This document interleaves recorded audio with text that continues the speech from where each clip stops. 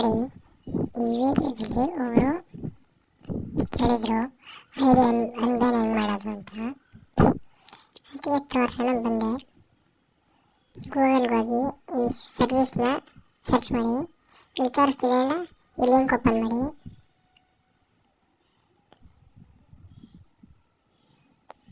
Sign in ಆಗಬೇಕು. ಅಲ್ಲಿ ಮೇಲ್ಗಡೆ ಎಲ್ಲೋ ಸರ್ಕಲ್ ಕಾಣ್ತಾ ಇದೆಯಲ್ಲ, ಆಮೇಲೆ ಟ್ಯಾಪ್ ಮಾಡಿ.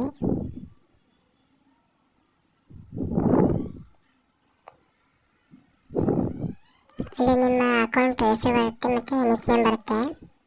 ಸೇಲ್ ಟ್ಯಾಪ್ ಮಾಡಿ. ಸಬ್ಮಿಟ್ ರಿಕ್ವೆಸ್ಟ್ ಅಂತ ಆಪ್ಷನ್ನ ಸೆಲೆಕ್ಟ್ ಮಾಡ್ಕೊಳ್ಳಿ.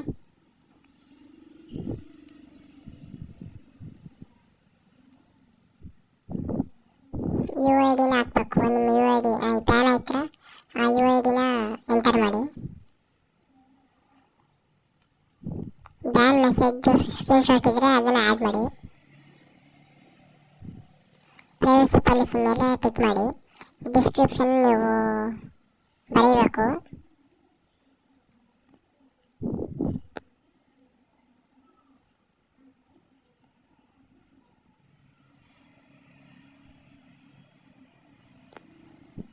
ನಾನು ಸುಮ್ಮನೆ ಇಲ್ಲಿ ಬರೀತಾ ಇರೋದು write your description to unban your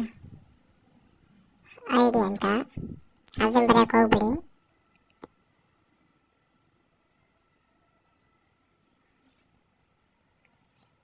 ಲಾಸ್ಟಲ್ಲಿ ಸಬ್ಮಿಟ್ನ ಆಪ್ಷನ್ ಕನೆಕ್ಟ್ ಮಾಡಿ.